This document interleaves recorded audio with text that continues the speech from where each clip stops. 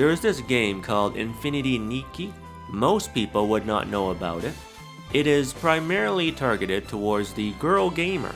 However, I do suspect 40-year-old men will play this game and enjoy it thoroughly. I've played the beta quite a bit and I'm fairly confident that this game will do well, even though there is no character banner to pull on characters for. There is essentially only a skin banner. Now, before we talk about why this game will still make bank, let us talk about what this game is all about. Infinity Nikki is a exploration platforming adventure game. I think it has similar concepts to Atelier Ryza Free and Genshin Impact, but really it mostly does its own thing. There is no doubt in my mind that this is the best looking gacha game by far so far. It is a breathtaking graphical and musical experience. This is an open world game situated in the beautiful world of Mondstadt. It is a medieval fantasy world with castles, enemy outposts, villages, and talking cloth balls. The open world's environment is beautiful, but fairly tame or realistic. However, the dungeons and instances outside of that open world hold no bars. The introduction area is a floating ruin section that reminds me of Elden Ring. There is a tower that features origami birds as a motif. And this woman's wine cellar is somehow a pirate base. The story itself is casual and well told. You are a stylist who is transported into an unknown world and told to craft the miracle outfits to save the world. In this world, the stylists are essentially the wizards of Dungeon & Dragon. You craft outfits that grant you superhuman abilities like floating, purifying demons, catching bugs, or electrical engineering. You can also craft clothing purely for aesthetic reasons. This game focuses on the exploration side of gaming, even more so than gathering wives.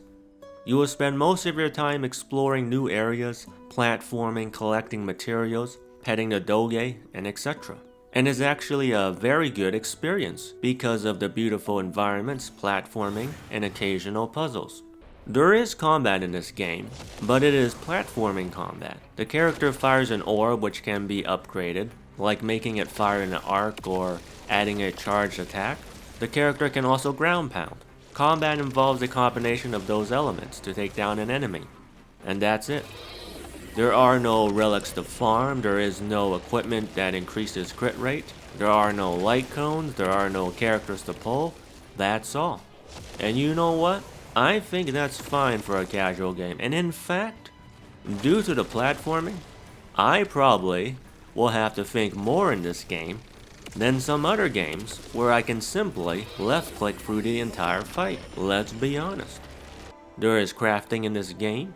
You craft clothes in this game that can either be for fulfilling quest objectives, grants you magical abilities like flying, or for cosmetic purposes.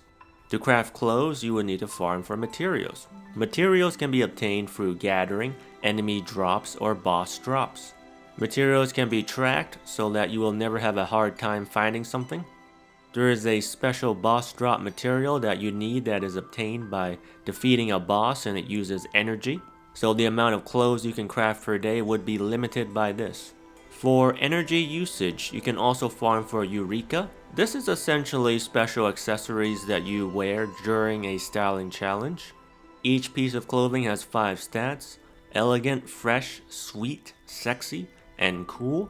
There are numerous stylist factions in this game, and you can challenge members of the individual factions to a styling challenge. You win the styling challenge if your outfit meets a specific stat requirement. Clothing can also be obtained through the clothing banner. There is a limited banner and a permanent banner. Let us take a look at the limited banner. There are 9 5-star pieces to pull. Each pull pulls for 1 piece of clothing only. The odds are 1.5% and you are guaranteed a 5-star in 20 pulls. You are also guaranteed the entire set in 180 draws. Let us be honest, you will only get the set in 180 pulls, okay? Now, the game doesn't really give you that much currency, but that's fine since this is completely optional. This is a free-to-play game. This is as free to play a game could get. The only thing you are spending money on in this game is for cosmetics. So if you don't care about that, you don't have to pull for cosmetics. You also don't really have to do dailies, since there isn't going to be an endless amount of clothes to craft. You will craft your clothing for a week, and then wait for the next patch to continue your fantastical adventure.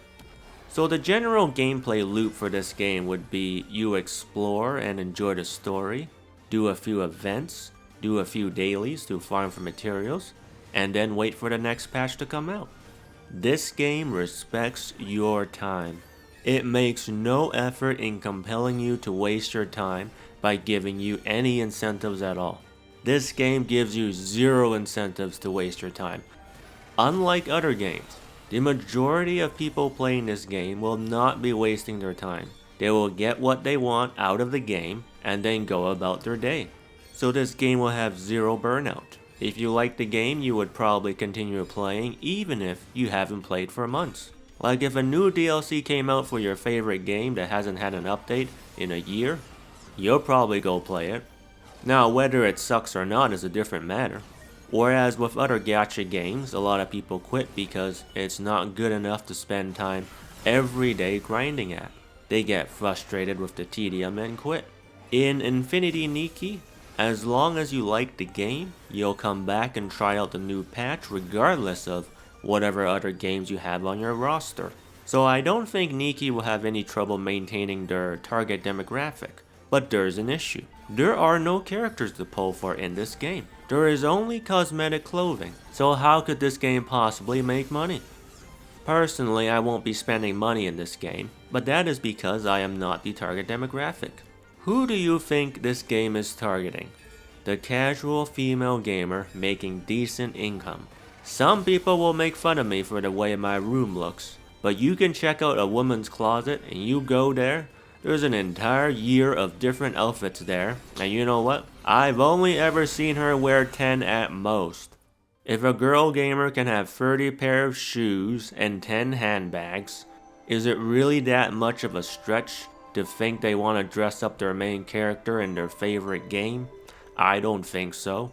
I think that's completely reasonable. So that is the target demographic. This game is from the same developers of Love and Deepspace. So those otome girl gamers will at least try out this game, and if they like it, they will probably spend. And unlike Genshin and ZZZ, I don't think Love and Deepspace and this game would compete in revenue, because these games are really different from each other. I don't think so. Now, where do I think this game would place if it was added to the Sensor Tower monthly report? I think it would place somewhere between Wuthering Waves and Genshin Impact, somewhere in the 10 to 20 million range. It's very difficult to place it because there is nothing quite like it in the gacha gaming space. But as a pure cosmetic game, I doubt it would do as well as Love and Deepspace. And you can't really wail in this game, but it is an actual AAA game, so it will offer something that Love and Deepspace won't offer on the PC or Android. So I suspect it will be a 10 to 20 million purely in cosmetics from the girl gamers, and a few men. But that's just my opinion. Let me know what yours is, because that is the way.